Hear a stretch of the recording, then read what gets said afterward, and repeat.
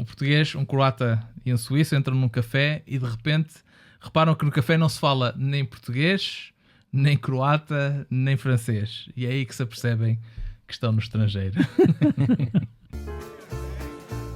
Ora, então e aqui? O que é que vai ser? Olha, pode ser um café com leite, por favor. Olá a todos, bem-vindos ao nosso podcast. Eu sou o Joca. Estou aqui com os meus amigos, com o Samuel. Olá, Samuel. Olá, pessoal. E com o Roberto. Olá a todos. E estamos aqui no nosso podcast Café com Leite, que é um podcast onde nós falamos de vários temas relacionados com teologia, com a Igreja Adventista e não só, e é realmente um prazer estar aqui convosco de novo. Gostava só de referir já no início que nós estamos nas diferentes redes sociais, plataformas, portanto, coloquem um gosto, deixem o vosso comentário, é sempre bom nós podermos interagir um bocadinho convosco se tivermos a oportunidade de fazer. E desta vez nós não vamos começar como é habitual com os nossos pingos de leite. Vamos ter uma rúbrica ligeiramente diferente que se chama Era um Café, por favor, em que nós vamos tentar precisamente ter um bocadinho de interação com perguntas que recebemos, não é?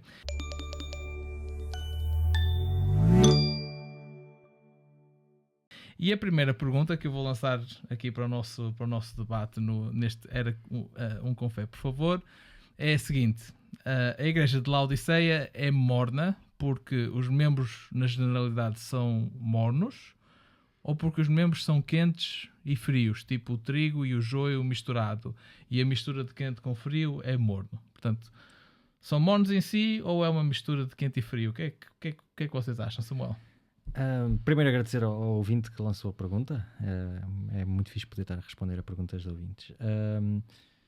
Eu lembro-me de uma altura que estudei as igrejas do Apocalipse, que a Laodiceia tinha um aqueduto que trazia água de não sei de onde, e que essa água saía quente e que depois no trajeto ficava morna e chegava a Laodiceia morna. Daí o apóstolo João, ou até mesmo Deus, inspirou a fazer esse jogo, não é, de Laodiceia, a igreja que não é nem fria nem quente. E se pegarmos nesta ideia da época, porque finalmente os primeiros leitores do Apocalipse ou da carta à Laodiceia são as pessoas da época, podemos pensar que quando eles viam que a igreja era morna, rapidamente vinha esta ideia à cabeça. A água quente no início, que depois vai perdendo a sua força. Então tenho mais tendência em pensar que a igreja de Laodiceia é uma igreja que inicialmente viveu como na igreja de Éfeso, o primeiro amor, não é? Aquela crítica que é feita à igreja de Éfeso, a primeira igreja, não é? E que depois, ao longo de toda a experiência cristã, vai chegando a um ponto em que já não está mais quente, já está morna, como acontece com todos nós. Por exemplo, quando nós vamos a um retiro, ou quando vamos a alguma coisa que sentimos um boost na nossa vida espiritual, depois já aquele tempo que começa a descer, até que voltamos outra vez ao ponto onde estávamos antes. E eu acho que a mornidão é essa experiência. Mas é a minha opinião pessoal. Portanto, aquela questão de altos e baixos da espiritualidade. Sim, nem que há membros que são quentes e outros que são frios. Não, acho que em toda a gente há esta tendência de podemos ter momentos quentes, mas depois vamos sempre abaixo. E tu, Roberto, como é que é? Mornos por si ou uma mistura? Eu tenho tendência para já a perguntar o que é que nós achamos que representa aqui a Igreja de Laodiceia. Será que é uma instituição e há pessoas que vêm aqui à Igreja Adventista, que é possível, eu acho que é possível vermos dessa maneira, ou será que nós estamos aqui a ver aquilo que às vezes nós chamamos como Igreja Invisível, quer dizer, tipo os membros ou as pessoas que aceitaram Jesus, que se comprometeram com Deus e tudo mais, e que independentemente da Igreja a que pertencem, a etiqueta que têm, a este grupo de pessoas que nós estamos aqui a mencionar, não é? Historicamente nós temos avaliado este percurso das 7 igrejas como um percurso da cristandade em geral, mesmo que na Igreja de Laodiceia normalmente nós dizemos a Igreja Adventista, somos nós que nos identificamos. E acho que depende muito como é que nós lemos isso. Eu acho que de uma maneira muito pragmática, e discordando um bocadinho daquilo que o Samuel disse, eu acho que aqui é sobretudo uma questão de orgulho. Acho que é o tema principal que é evocado no texto, quando faz referência, acho que é Apocalipse 4, se não me engano. Acho que é a característica principal dessa igreja que é apontada é o orgulho, e eu acho que esta mornidão é simplesmente uma manifestação do nosso orgulho de uma forma concreta, não é? E depois nós podemos, e se calhar fazer uma ligação com a igreja adventista, será que o facto de nós acharmos que somos o povo escolhido, que se calhar sabemos mais do que os outros acerca das profecias e por aí fora, será que isso não nos leva a, se calhar, a este estado de mornidão que o texto do Apocalipse nos fala? Eu percebo a lógica, não é? Tipo daqueles picos e vales que eu acho que é uma visão também claramente possível deste texto e que nós todos experimentamos de uma maneira ou de outra, mas aqui especificamente porque a questão do orgulho é apresentada de uma forma tão clara, eu acho que se calhar teria mais para essa tendência. E lá está, e mais uma vez, nós se calhar aqui o quente e o frio se calhar associaríamos com aqueles que são mais fiéis à palavra de Deus, ou mais tradicionais, e aqueles que não seriam. A minha tendência é, quer tu sejas tradicional, conservador ou mais liberal, qualquer um dos dois pode cair no erro do orgulho e da arrogância, por isso seria se calhar um bocado isso. Cada um dos campos achar que sabe o que é melhor e o que é que Deus quer, quando eu, pelo menos quando eu sou sincero, às vezes eu sei muito pouco aquilo que Deus quer para mim e para a sua igreja, e aquilo que eu tento fazer é simplesmente estar aberto àquilo que Ele quer. Seria se calhar a minha resposta. Depende do que é que nós vemos aqui, que tipo de igreja é aqui, institucional ou o povo de Deus de forma global, independente das instituições, e mais direcionado com o orgulho do que outra coisa. Eu queria só dizer algo, não discordando de vocês. Mas podes discordar. Eu sei que posso discordar, mas a minha questão com a pergunta é a assunção de que há qualquer coisa de errado com os membros da igreja, ou seja, ou são mornos, ou então alguns são extremamente quentes, outros são extremamente frios. Qualquer uma das formas que tu olhas para a pergunta acaba por ser um bocadinho uma pergunta que está a julgar os membros da igreja, quer seja da igreja institucional ou mais invisível, ou o que quer que seja, mas há aqui um certo julgamento, porque das duas uma, ou tu devias estar mais fervoroso, não é? São todos mornos e cada um de vocês devia estar mais fervoroso, ou então há uns que estão realmente impecáveis e outros que estão muito mal, e por causa disso é que nós temos aqui a igreja. Parece-me que este julgamento deixa-me um bocadinho desconfortável. Não porque seja um julgamento da pergunta em si, mas porque é realmente uma ideia que nós muitas vezes temos e que ouvimos nas nossas igrejas, não é? Há aquela tentativa de fazer um bocadinho de guilt trip para os membros da igreja, não é? Para despertar e não sei o que. Mas será que no texto, como é que interpretas então o texto? Não há um julgamento da igreja de Laodiceia no texto de Apocalipse? Mas lá está, se calhar um julgamento mais comunal, não individual, enquanto que aqui acho que há muito julgamento individual. Ok. Então é esse aspecto que tu estás a falar, é esse aspecto que eu estou a falar, ou seja, tu, Roberto, ou és morno, ou seja, devias estar mais fervoroso ainda e não estás, ou então pertences a um dos outros, se fores pela segunda interpretação, ou que é extremamente quente, ou o problema não é a igreja, são as pessoas que fazem da igreja. Não? E para mim há mais uma questão comunal do que necessariamente uma questão individual, e por isso esse é apenas aquele comentário que eu gostava de deixar em relação a este Eram com Fé, por favor. E vamos passar ao segundo Eram com Fé, por favor. Portanto, neste caso houve aqui alguém que queria 2 expressos de seguida. Está relacionado com um dos últimos episódios que nós tivemos, que foi já agora claramente popular nas nossas redes sociais. Parece que as pessoas gostaram bastante da questão das joias. Ou não. Podemos ser famosos ou infames. Exatamente. Não é? Pois é. Ou infames. Mas de qualquer forma, a pergunta está relacionada com esse episódio. E a pergunta é a seguinte: são todas as joias iguais? A diferença entre uma joia que se coloca e tira sem prejuízo para o corpo e uma que causa dano ao corpo, faz sentido para um adventista que nunca furou as orelhas, que aceitou a mensagem de zelar pelo seu corpo, escolher deliberadamente furar o seu corpo para colocar um adorno. Portanto, está relacionado aqui uma questão mais específica sobre as joias. Eu não sei quem é que gostava de eventualmente, Samuel. Queres tentar aportar? Sim, eu gosto deste tipo de perguntas assim práticas e agradeço novamente à pessoa que colocou essa pergunta. Então, só uns versículos bíblicos para entrarmos um bocado no texto. Ezequiel 16, versículo 12, tem uma alegoria sobre Jerusalém. O que é que está escrito? Que Jesus faz a esta Jerusalém, que é representada por uma mulher. Coloquei-te um pendente no nariz, arrecadas nas orelhas e a linda coroa na cabeça. É Deus que decide fazer essas coisas. Gênesis 24, 47. É o servo de Abraão que encontra Rebeca. E quando ele vê Rebeca, diz: perguntei-lhe de quem és filha. Ela respondeu: sou filha de Betuel, filho de Naor e de Milca. Então pus-lhe um pendente no nariz e braceletes nas mãos. Êxodo 21, 5 e 6 tem aquela famosa lei dos escravos que querem servir a vida inteira um mestre. O que é que diz o texto? Porém, se o escravo expressamente disser: eu amo o meu senhor, minha mulher e meus filhos, não quero sair forro, então o seu senhor o levará aos juízes e o fará chegar à porta ou à ombreira e o seu senhor lhe furará a orelha com uma sovela. E de ver ao Google o que é uma sovela. É um instrumento que se utiliza em marcenaria. E ela servirá para sempre, ou seja, fazer um furo, e esse furo seria a identificação de que essa pessoa ia servir para sempre. Eu não acredito que a Bíblia encoraje o furar as orelhas, mas a prática já está estabelecida na Bíblia. As pessoas furam o nariz, furam as orelhas e colocam pendentes nesses determinados sítios.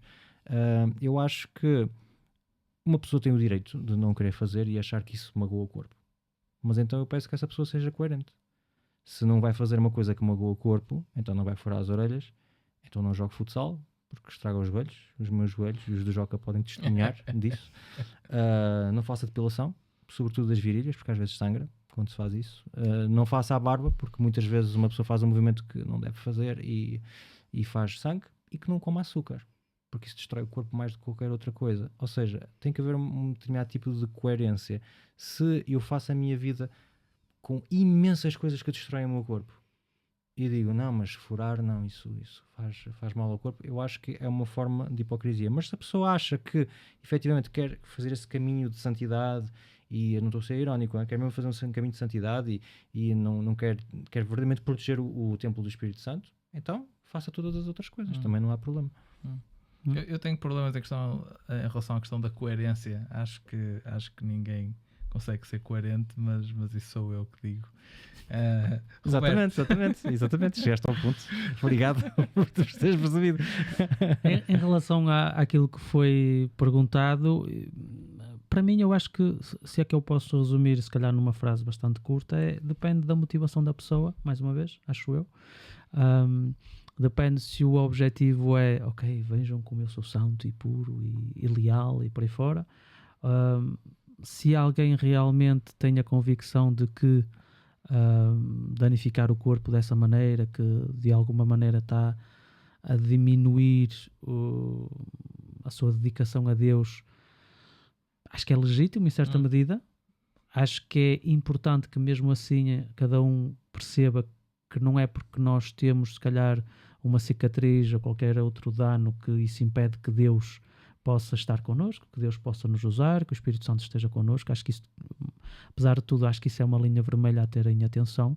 Mas se por acaso no compromisso que a pessoa quer fazer com Deus, na caminhada que quer fazer com Deus, ok, eu não quero ter nada que... Depois tem a questão da coerência que vocês evocaram, mas eu acho que não é perigoso nem por um lado nem por outro, nem mau de um lado ou do outro. Acho que aquilo que é importante é nós termos consciência que, mesmo quando nós temos na Bíblia textos que nos falam da scarificação, acho que é assim o termo, é sempre em contextos em que nós estamos a falar do ocultismo, ou estamos a falar de magia, ou estamos a falar da adoração de outros deuses, e que hoje em dia, a maior parte das vezes, isso não tem nada a ver, da mesma forma que na altura muitas das joias eram dedicadas a deuses e hoje em dia não é propriamente o caso. Então, a partir do momento que isso não seja uma ocasião para julgar outra pessoa, acho que sim, acho que qualquer pessoa pode legitimamente chegar à conclusão, ok, o meu corpo é o Espírito Santo, quero ser coerente com aquilo que digo, mesmo se às vezes não podemos ser coerentes a 100%, mas é a caminhada que eu quero fazer com Deus, acho que isso é legítimo. aquilo que nós temos que ter sempre cuidado, porque muitas das vezes nós começamos como uma caminhada cristã que nós queremos fazer com Deus e depois nós estabelecemos a nossa caminhada como uma regra de fé que o outro também tem que seguir, e aí é delicado porque não temos bases bíblicas para isso. É uma questão que para mim é sobretudo uma questão de consciência pessoal, e eu acho que nós já falamos disso também no último episódio. Se a pergunta é colocada, por exemplo, porque há uma dúvida, se calhar talvez seja bom ouvir a voz interior que está a tentar falar através da dúvida. Será que está a falar mais porque se sentes mal com esta questão, ou porque tu realmente queres fazer, mas sentes que por alguma coisa que tu ouviste na igreja ou onde quer que seja, ou que o teu pastor disse que não deves. Se for uma das opções, se calhar faz mais sentido para ti, vai por aí. É uma questão complicada. Eu acho que não faz como Samuel estava a demonstrar claramente na Bíblia, não há diferença. Os adornos estão lá exteriores completamente ou colocados no corpo. É piercing, não é? Nariz, tipo... Portanto, é uma questão que tem que ser resolvida de uma forma extra-bíblica, digamos assim. E a consciência aqui para mim, tem que falar. Consciência e gosto pessoal também, não é? Sim, exatamente. Claro. Depois eu acho que também é importante, e foi uma das coisas que acho que nós também mencionámos no episódio que falamos sobre as joias, o contexto conta muito.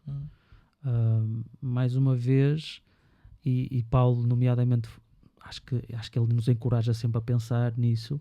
Não penses só em ti, pensa também nas pessoas que supostamente nós todos queremos partilhar a boa nova com toda a gente, e muitas das vezes aquilo que Paulo encoraja ok, vê qual é que é a melhor maneira que tu tens para atingir esse objetivo, e aquilo que tu puderes fazer, faz-lo.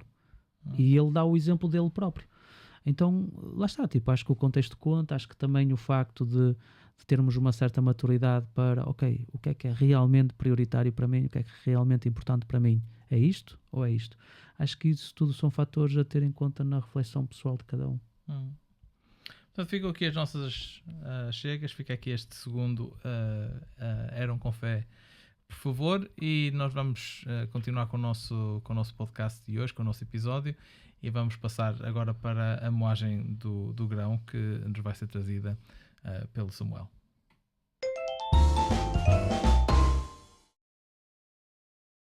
A palavra estrangeiro se calhar nunca esteve tão presente na linguagem do século XXI como nestes últimos anos. Pela globalização, as facilidades de movimento que temos hoje levam a mais cruzamentos entre as diferentes nacionalidades e todos nós. E independentemente do historial, etnia, cor, género ou privilégio que cada um tem, já fomos ou somos todos os dias considerados estrangeiros. No meu caso, sou todos os dias considerado. Esta noção, embora tenha evoluído ao longo dos séculos, sempre existiu para o ser humano.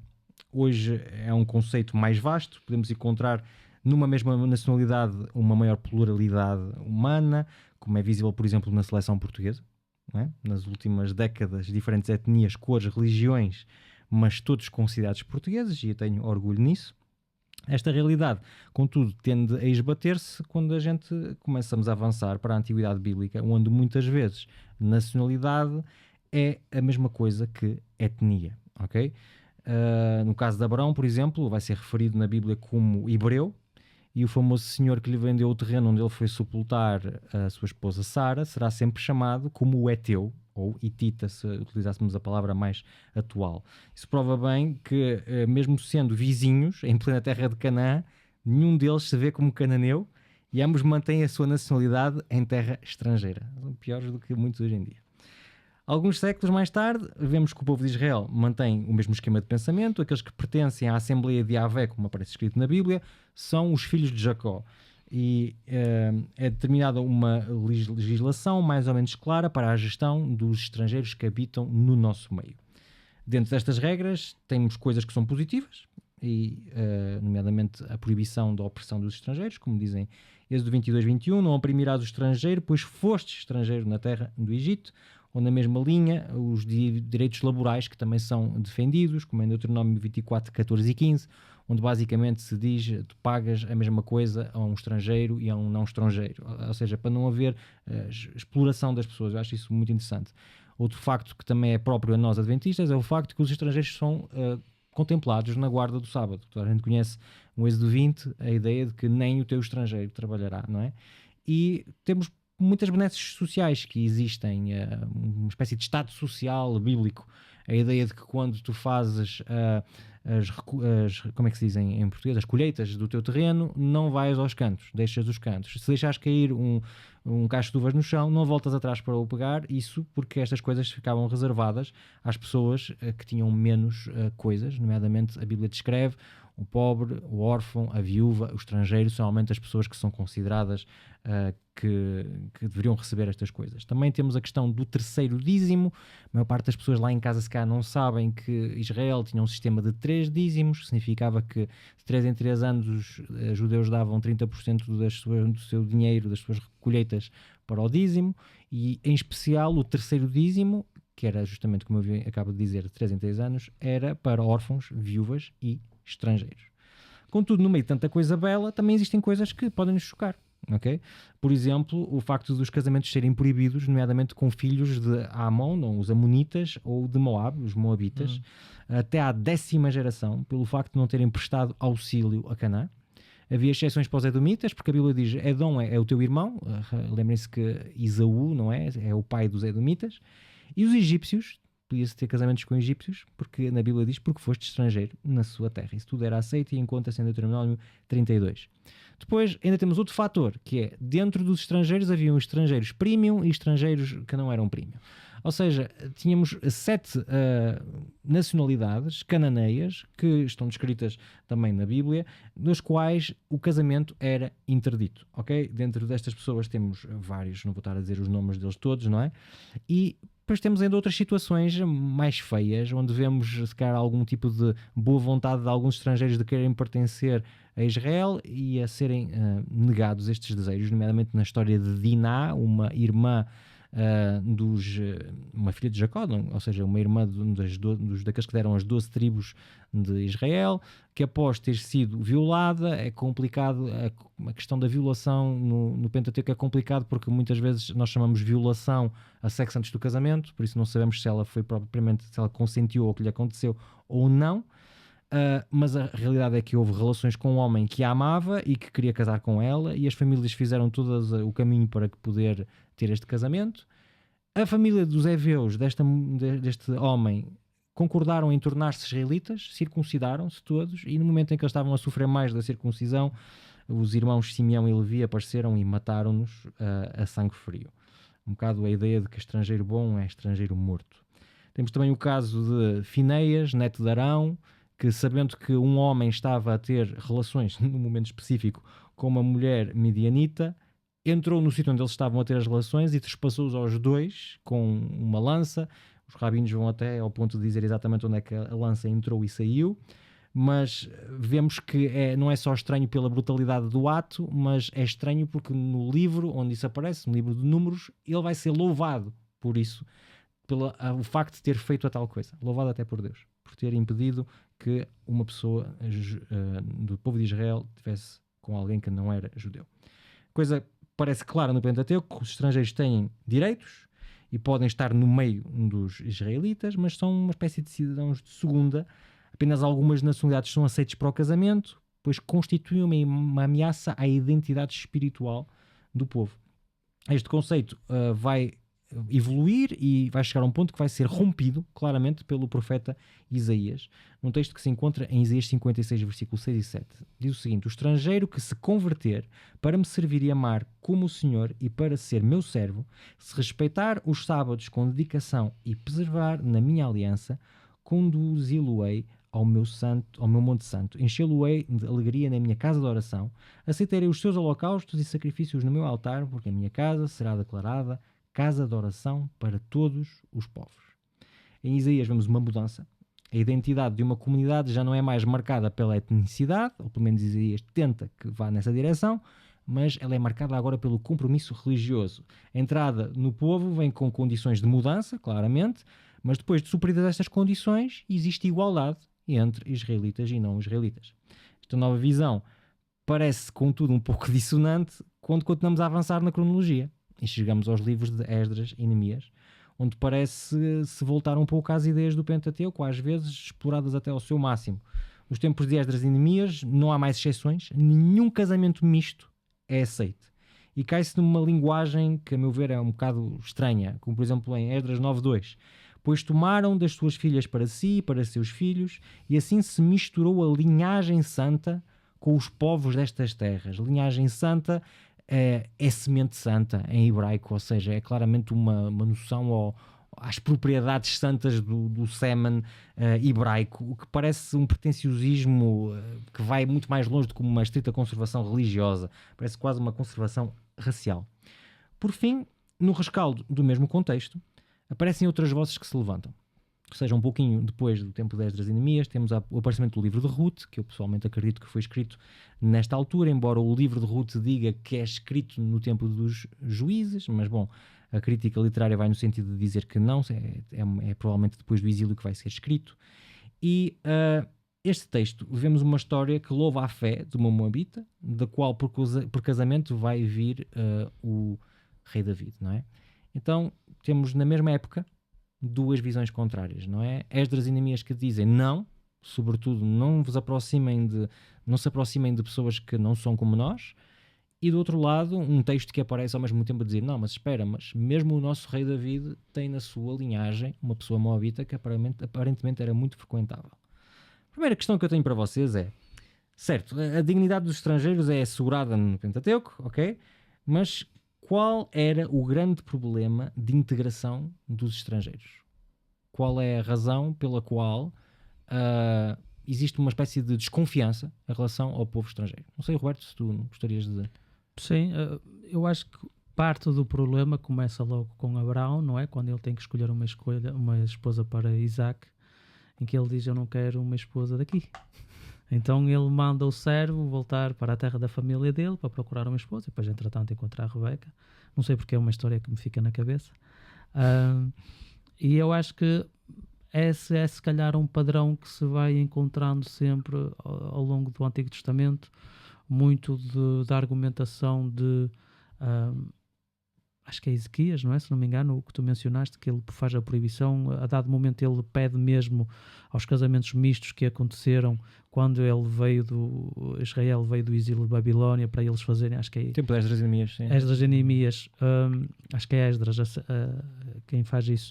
Acho que é um bocadinho essa mesma noção, não é? De esse medo de não só ter casamento misto, mas também de deixar de alguma maneira que a pureza religiosa fique diluída. Acho que se calhar é uma das argumentações principais, apesar de, e depois isso é que acho que é fascinante quando nós pegamos neste tema e tentamos perceber, desde a sua gênese, o povo de Israel sempre foi considerado um povo estrangeiro. Peregrino em terra estranha. Há pessoas que pegam, por exemplo, mesmo na expressão hebreu, para dizer estrangeiro, que é um sinónimo de estrangeiro. Por acaso, alguns dos registros que nós temos do Egito Antigo, em que, em princípio, acredita-se que são menções que são feitas ao povo israelita que teria estado por ali, não, naquela altura, no período de José, nessa altura mais ou menos, que a expressão que é usada, que também é a expressão estrangeiro, que era usada para o povo israelita. E depois nós temos então aquela menção de Deus, porque vocês foram estrangeiros no Egito. Então nós vemos que, e sem falar que quando eles saíram do Egito, quando eles voltaram com uma multidão de gente que os acompanhou. Então acredito, já naquela altura era difícil de falarmos de uma qualquer pureza racial ou étnica ou o que quer que seja, não é? Acho que ainda se torna muito difícil. Claro que não quer dizer que não haja pessoas que acreditassem nisso, talvez, não é? Mas eu acho que é mesmo esta questão, sobretudo religiosa, pelo menos na forma como é descrita na Bíblia, em que, ok, de alguma maneira nós vamos ter que comprometer os nossos valores e os nossos princípios. Será que isso é uma argumentação válida? Se calhar isso é outra questão que nós vamos ter que abordar. Mas eu acho que se calhar seria a preocupação principal nesses textos. Ok. Obrigado, Roberto. Joca, o que é que tu achas sobre esta questão? Sim, havia, como é lógico, havia a questão dos princípios, sobretudo ligados com a religião, até porque as nacionalidades ali não era só uma questão racial também, podia ser, mas era sobretudo uma questão também religiosa. Sem dúvida. Portanto, há textos que claramente apontam que cada povo tem o seu Deus, não é? Por isso, se é um povo diferente do povo de Israel, claramente tem um E Deus eles tinham diferente. uma noção muito territorial dos deuses. Quando as 10 tribos do reino de Israel são levadas e depois vem aquela mudança de população para o território onde era o reino de Israel, não é? Eles depois mandam enviados ao reino do sul a perguntar como é que nós adoramos os deuses daqui. Então eles também tinham essa noção de território associada a uma divinidade. Não era só os povos, era o próprio território espaço. do Também, por acaso, espaço físico. Naamã pede para levar um pedaço de terra, não é? Sim, Para poder adorar sim, no sim. espaço de Israel, porque na mente dele o Deus É de necessário. Israel só está aqui neste É. sítio. E ele só pode fazer um culto ao Deus de Israel se ele tiver esse bocado físico da terra de Israel. Bem engraçado isso. Mas de qualquer forma, independentemente dessa ligação religiosa, para mim parece-me claro, quer dizer, há uma tendência que ainda hoje em dia nós vemos e que estava claramente presente aqui na Bíblia de um certo medo, talvez seja uma palavra demasiado forte, mas receio ou desconhecimento, pelo menos, daquilo que é diferente de nós, não é? Pronto, claramente me parece que esse é algo humano, não é algo que eu concorde de forma nenhuma. Acho que, no meu ponto de vista, da forma como eu leio a Bíblia, e voltamos a questões que falamos anteriormente também, sobre a interpretação, da forma como eu leio a Bíblia, não é isso que eu vejo na Bíblia, não é a mensagem que eu tiro da Bíblia, não é a de exacerbar esse receio e de manter divisões entre povos, sobretudo no Novo Testamento. Essa ideia acaba também por ser um bocadinho mais destruída do ponto de vista teológico, mas é uma ideia que está lá presente, e que continua a estar presente hoje em dia, não é? É por isso que, de certeza que quer ouçam este episódio agora ou daqui a 50, 100 anos, vai estar de qualquer forma ainda atual. Mais ou menos. Arriscado dizer o que era assim, é? Porque eu simplesmente Mas o acho Joca que... assume o risco. Eu assumo Daqui o a 100 risco. anos ele vai... Eu assumo o risco. Vamos fazer apostas? Não. não. Próximo episódio sobre apostas. Não, mas eu simplesmente acho que em diferentes períodos da história humana nós acabamos por encontrar esta mesma tendência do receio pelas pessoas que são desconhecidas, e por isso alguns dos textos que mais do que complicados são horrendos, entre aquilo que tu leste hoje, pelo menos para mim. E não lemos o Esdras a arrancar cabelo às pessoas, não é? E a bater nas pessoas que... Às pessoas não, aos homens. Sim, aos homens, por terem acoplado com mulheres não israelitas. Ok, obrigado pelo aquilo que vocês referiram em relação a esta pergunta. Tenho uma segunda pergunta agora para vocês, que é: a aceitação dos estrangeiros na Assembleia de Yahvé é, de certa forma, como diz Gerda de Villiers, uma professora de Teologia da Universidade da Pretória, do Antigo Testamento. Ela tem esta tese de que o estrangeiro era aceito por mérito, que é um bocado a interpretação que ela tem de Isaías, não é? Ou seja, se tu te tornares um bom judeu, tens espaço, mas bom cidadão. se não te tornares, não tens espaço. Vocês acham que era um bocado assim? Acham que essa era a boa maneira de proceder? Ou será que é uma projeção humana sobre uma coisa que Deus não pedia tanto assim? Eu não sei se posso começar eu, se o Joca Sim, podes, força. deixar.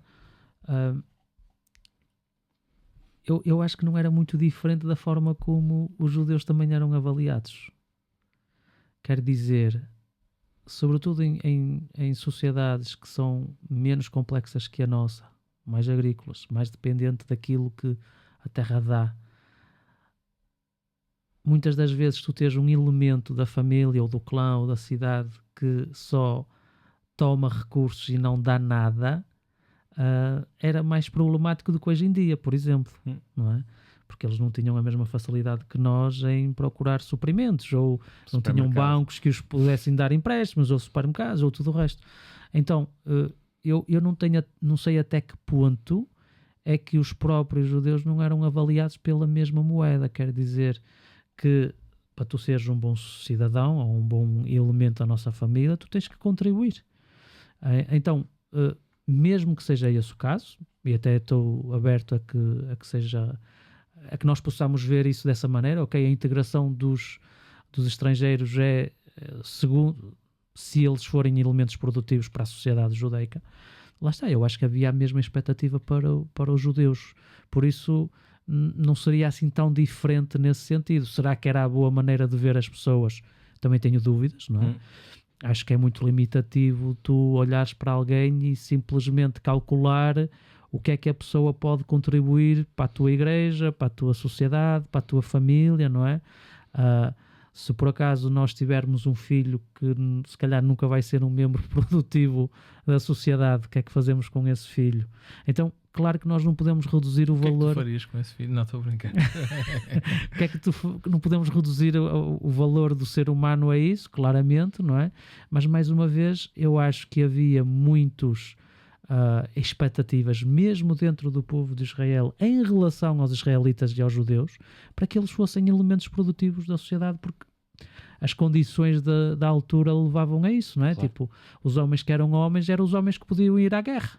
As pessoas que eram pessoas, por assim dizer, não é? Claro que estou a simplificar muita coisa, eram aquelas que podiam colher, que podiam semear, que podiam ajudar para que a casa, a família, a vila, o reino pudesse avançar. Esses é que eram considerados úteis e que eram considerados bons cidadãos, por assim dizer. E não só a capacidade do homem também a ter relações sexuais era Sim. vista na altura como uma espécie de teste de isto é um homem a sério ou não. Virilidade. Pensem, por sim. exemplo, na história de David, quando ele é velho e vão buscar a Abijag, Sim. ou aquecer, no versículo diz, e então ele não teve relações sexuais com ela, e no versículo a seguir, então Amnon levantou-se e disse, eu também vou ser rei. Ou seja, depois de verem que Já não é mais capaz. exatamente, que não há mais essa capacidade, é como se tivesse excluído da sociedade. Ora, se tu fosses uma destas pessoas estrangeiras, destas nacionalidades que estavam numa blacklist, estás a perceber, uma lista negra, tu nunca acabarias por ser considerado homem, ou seja, não ias participar na vida social, não irias à guerra para defender Israel,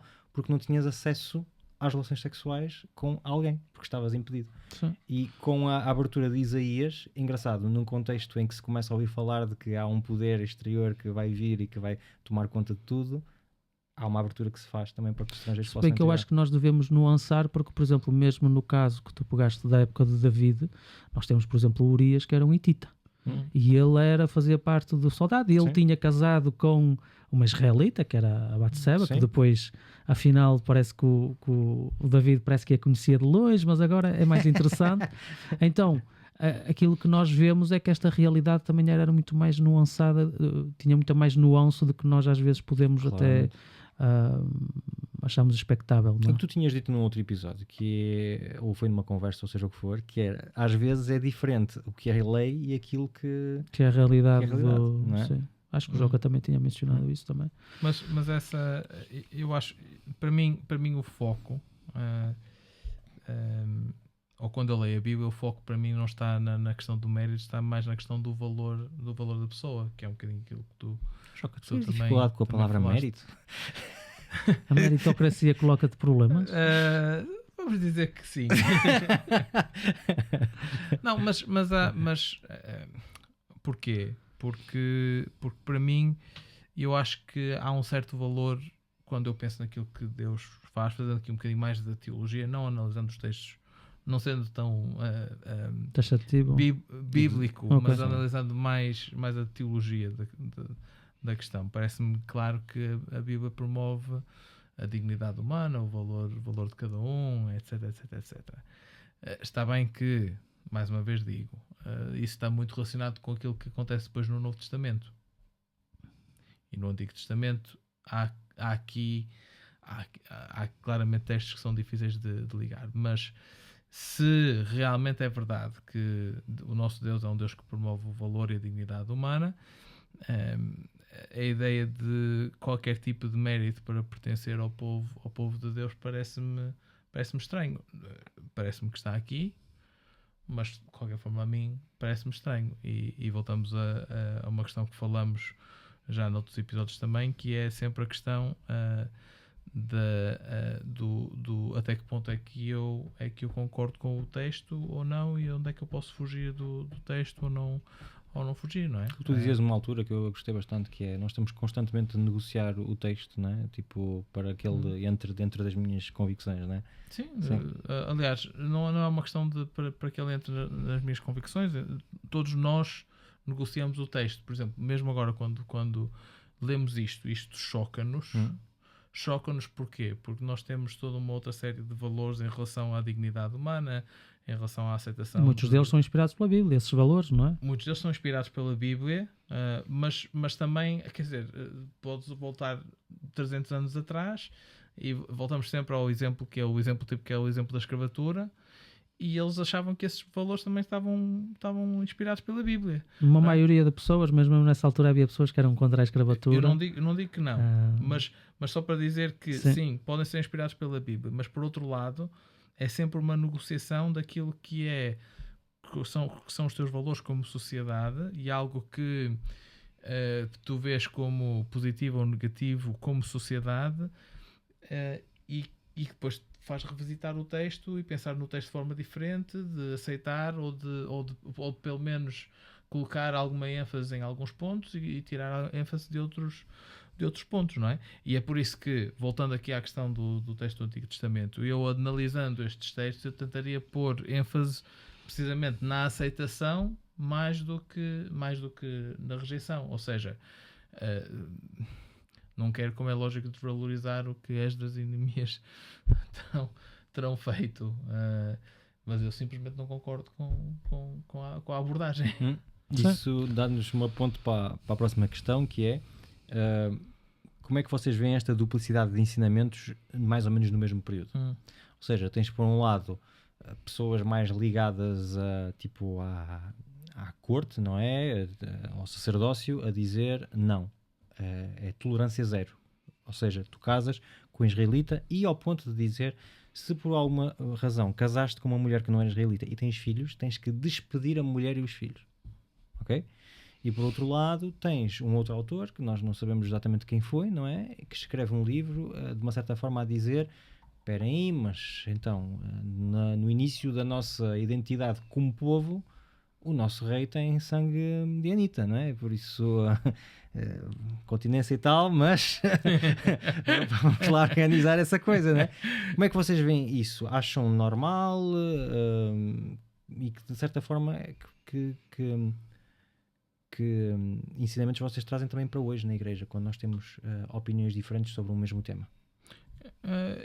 Eu acho que é normal, no sentido de que parece-me que há aqui diversas correntes de pensamento, e que essas correntes estão presentes mais ou menos ao mesmo tempo. Por um lado tens mais ou menos, não é? Ok, vamos aqui ser muito relativos, porque quando falamos do Antigo Testamento estamos a falar de milénios, se não pelo menos de vários séculos, não é? Portanto, há sim, aqui, mas neste caso são textos relativamente próximos. Relativamente próximos. São textos relativamente próximos, e há claramente um que diz ok, tudo bem, e há outro que é muito mais punitivo, digamos assim. Completamente. São correntes concorrentes mais ou menos no mesmo período, tal como eventualmente como temos hoje em dia em discussões sobre o tema de estrangeiros e imigrações, etc, não é? Eu, se calhar, um ponto de vista ligeiramente diferente que eu poderia trazer aqui relacionado com esses textos que evocaste, é que a Ruth fez algo que se calhar as outras mulheres não fizeram, que foi de assumir e integrar-se plenamente na religião judaica, não é? Nós temos aquele texto que é muito bonito, às vezes é citado em casamentos que eu acho que é um bocadinho, ok? Ambivalente um bocado. Foi citado no meu casamento. Pronto. Que eu acho que é um bocadinho ambivalente, mas pronto. E baseado nisso, eu citei esse texto num sermão que fiz para um outro casamento. Então, nós Inspirado temos aí nisso. alguém que é estrangeiro, é verdade, de origem estrangeira, mas que aceita plenamente e compromete-se plenamente com a fé israelita. E não só. As leis, por exemplo, do Levirato. Sim. Porque a outra não, de uma certa forma, lixou-se para o Levirato. Sim, porque sim. ficou em Moab e fez a vida Sim. dela. Mas ela... Se bem que, depois lá está, tipo, quando nós falamos, sobretudo neste contexto muito específico, desta altura, aceitar a religião é aceitar essas leis todas, não é? Porque Claro. isso tudo fazia parte do mesmo pacote, não é como Mas hoje. acho que é importante que se saiba Sim. também isso em casa, não é? Ou seja, Sim. não é só, eu agora acredito em Yahvé. Não, Sim, eu vou sim. para um sítio onde eu sei que as pessoas me detestam e vou tentar encontrar um resgatador. Mesmo não é? aquelas ideias ou regras que para mim não fazem qualquer sentido e que se calhar Claro. eu faria de outra maneira, não é? Claro. Então, eu acho que se calhar uma diferença que poderia ser feita entre, por exemplo, este caso de Ruth e o caso, por exemplo, das mulheres que foram mencionadas quando foi o caso de Neemias, será que elas aceitaram a religião judaica ou israelita, não é? Depende de como é que nós definimos naquela altura. A judaica já ali, se calhar, não é? Pronto. Será que nós aceitámos-la plenamente? Será que nós nos comprometemos? Então, do ponto de vista, a partir do momento em que nós vemos que no Antigo Testamento isso é uma preocupação, legítima, não legítima, isso se calhar nós podemos discutir um bocadinho melhor, mas do ponto de vista bíblico isso é uma preocupação, pelo menos para mim parece-me evidente. Se nós virmos estas duas situações desta maneira, Ruth aceitou, as outras não aceitaram, se calhar. Então isso pode ser coerente neste ponto de vista, nesse sentido. Agora, de um ponto de vista mais terra a terra, mais voltado para os dias de hoje, que foi também aquilo que tu mencionaste. Será que porque um jovem ou uma jovem da igreja que se case com outra pessoa de outra religião, será que eu posso ir à casa dela e começar a esbofetear ou a arrancar cabelos porque ela ou ele não estão a cumprir o jugo desigual? Claro que eu acho que não é a maneira mais correta de lidar com as coisas. Será que eu acho que há benefícios quando o casal partilha a mesma fé? Acho que sim. Sem dúvida. Acho que há muitos benefícios quando nós temos... E claro que isto também pode ser feito de várias maneiras, não é? Mas claro que se para mim a espiritualidade, o meu relacionamento com Deus é uma parte importante da minha vida, e se eu posso partilhar isso com a minha esposa, claro que isso é sempre um bónus, Claro. não é? Claro. Agora, lá está. Eu já conheci casos em que casamentos de religiões diferentes e as coisas não correm nada bem. Já vi casos em que religiões diferentes e correm bem. Então, E casos de religiões iguais que correm mal, não é? exatamente. E casos Aliás, sem nenhuma religião e também corre bem e também corre mal. Nós temos um dos nossos colegas em Inglaterra, que é hoje em dia Um dos nossos colegas... Eu não compreendi, estavas a fazer sinal para mim, eu tipo, mas eu... ok, está bem. Um pastor em Inglaterra, que neste caso é pastor Newbold, ele diz que nós ainda não conseguimos como é que se diz no português, em inglês, we didn't manage to get it right. Ainda não Ok. conseguimos acertar com a questão do casamento, mesmo entre pessoas da mesma religião, da ok. nossa religião, Ok. certo? Diz ele, as taxas de divórcio dentro da nossa igreja são iguais às taxas de divórcio fora. Portanto, eu também não percebo exatamente qual é exatamente o benefício da mesma religião. Então, mas lá está, tipo, eu não estou a dizer que isso Não, é vamos uma provocá-lo, vamos garantia. provocá-lo. Eu e a Então, Doroteia, que é por que exemplo, casaste não com- temos a mesma religião. Porquê é que casaste com uma adventista então? Acho que para mim foi se calhar mais uma questão de oportunidade. Foi sem querer. Foi sem querer. Foi sem querer, ela estava lá, era o mesmo dia, olha, estás a fazer alguma coisa segunda-feira? Não, então pronto, olha. Não, mas para mim foi mais uma questão de oportunidade, no sentido de nós estávamos na mesma escola ao mesmo tempo e aconteceu que nos relacionámos como amigos e eventualmente Sim, mas- Aconteceu isso assim, sem desenvolveu. querer. Mas eu não creio que seja execuível na tua mente, não sei, estou a tentar entrar na tua mente Sim. aqui, mas não sei, creio que não é execuível Fazer uma vida a dois com um budista. seres pastor e estás casado com uma pessoa que não é cristã ou que não é adventista mesmo. Isso que iria causar um sem número de desafios. Não querendo aqui causar um duplo como é que se diz? Um duplo padrão ou um duplo standard, Sim. não é? Está bem que eu acho que um pastor, se calhar, convinha estar casado com alguém da mesma, Pronto, ok. mesma É religião. isso que eu queria chegar, estás a ver? Ok? Mas, claro que a questão pode ser diferente para um membro que não é pastor, mas eu acredito que existem, como se diz em inglês, deal breakers, né? Coisas que partem... Linhas vermelhas? não sim, sei. há Sim, determinadas linhas linhas vermelhas, em várias áreas, não é só na área religiosa. E eu acho que se torna extremamente difícil se tu imaginas ter filhos, estás a perceber? Já quando tens uma pessoa que é da mesma religião, é difícil tu transmitires valores, é difícil para muito. Nós vemos isso nas nossas igrejas como pastores, as pessoas que têm filhos são frequentes à igreja e às vezes são os dois adventistas, estás a perceber? Mas há um grande desafio, não é? Quando tu não tens as duas pessoas a remar para o mesmo lado, há um sem número de desafios que venham por acréscimo. Não fazem disso uma impossibilidade, não fazem disso nem felicidade nem infelicidade, mas são desafios. E eu acho que tem atenção que nós podemos escolher inteligentemente com quem queremos casar. Isso deveria ser uma coisa que qualquer cristão, não só um adventista, qualquer cristão devia dizer: pá, não, eu quero arranjar uma pessoa que eu possa orar com ela. Ou seja, eu quero arranjar uma pessoa que, tipo, temos um problema, pá, temos que orar sobre isto. Tipo. Sim, partilhar a fé com Exatamente. Mas eu não estou a dizer que as pessoas não devam fazer esse tipo de exercício na escolha do seu parceiro, não é? Mas estou a dizer que, do ponto de vista prático, não sei se havendo dois casais que fazem escolhas diferentes em relação a essa questão, que um tenha necessariamente mais algum benefício do que o outro, precisamente porque vi muitos casais numa e noutra situação que tiveram... Sim, mas mesmo eu acho que tipo depois de... também não é só uma questão de taxa de divórcio, não é? Se é que podemos falar assim. Sim. Mas acho que também é uma taxa de satisfação no teu casamento. Sim. Eu, por acaso, ele respondendo à tua pergunta que fizeste há bocadito, eu nunca me imaginei a casar com alguém que fosse de uma fé diferente da minha. Porque lá está, tipo, a minha fé é uma parte tão importante da minha vida. Sim. Que eu não me via estar casado com alguém e não poder partilhá-la com essa pessoa. Claro que outras pessoas podem pensar de outra maneira, claro. Não estou a dizer que elas têm que pensar exatamente igual. Mas para mim, como jovem que cresceu, como jovem que para quem Deus era importante, lá está, tipo, ia ser muito complicado, porque aquele bocado que para mim toma muito parte da minha vida, de quem eu sou, eu não ia poder partilhá-la da mesma maneira com a pessoa, apesar de haver sempre desafios. Claro que não é porque temos a mesma religião que imediatamente e de forma mágica todos os restos dos outros problemas desaparecem, nada disso.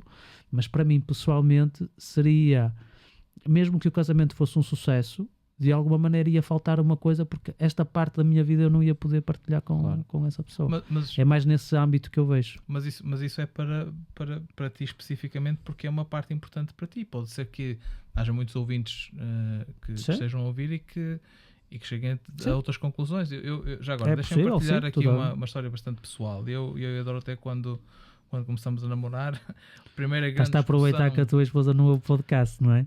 E que não percebe português. E que não percebe português. Não, vá.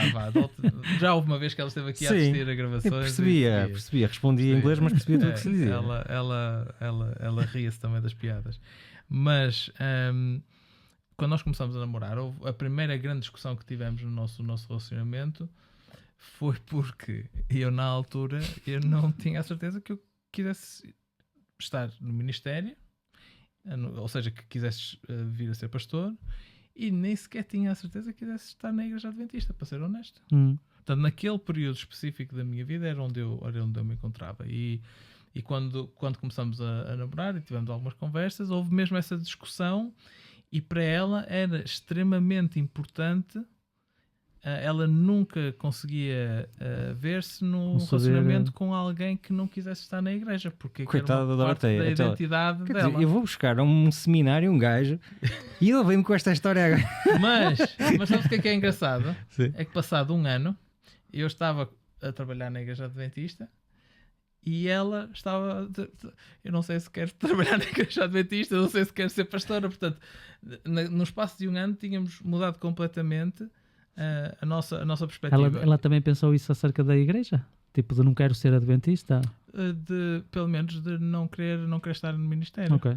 Então isso é simples responder a esta questão. É, no segundo ano de teologia havia lá qualquer coisa que quando eles chegavam lá Neste caso, acho que problema- era a terceira, problema- era a terceira. o problema depois era no as ano aulas. seguinte tipo voltava à chama e pronto. Não, mas lá está, é por isso que eu digo que é uma história bastante pessoal. Espero que Claro. os ouvintes E nós já percebam. estamos aqui a gozar com essa história. Eu já estou aqui a gozar com a história. Mantenham isto em segredo, vocês Sim, os dois. não dizemos nada a ninguém. Não digam sai nada a daqui, ninguém. não sai daqui.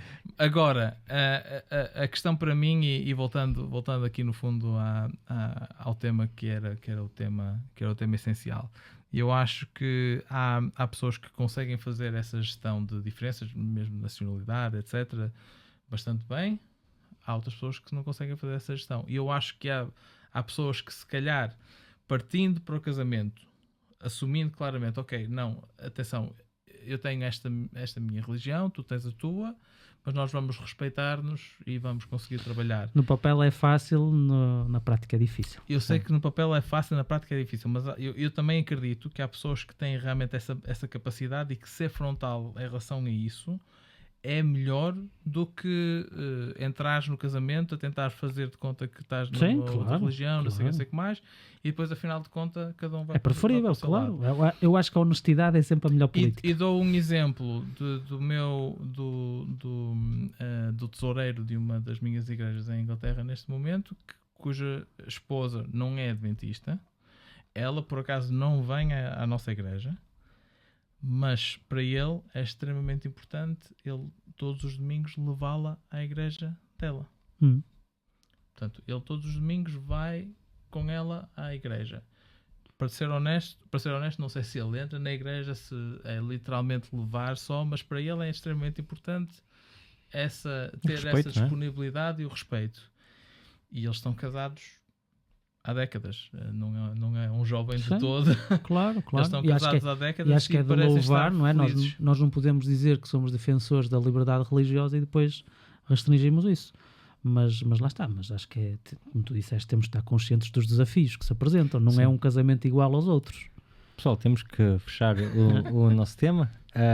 Muito obrigado por terem partilhado isso. Espero que as pessoas que em casa viram este tema e que são estrangeiras ou não possam ter aprendido mais sobre aquilo que a Bíblia fala sobre os estrangeiros.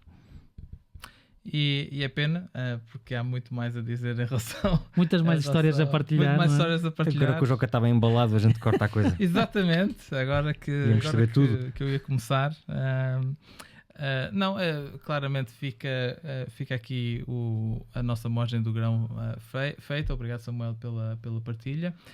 E para ti que nos ouves em casa, podes continuar esta discussão nos comentários, podes deixar um like, podes partilhar, se tu quiseres, com os teus amigos.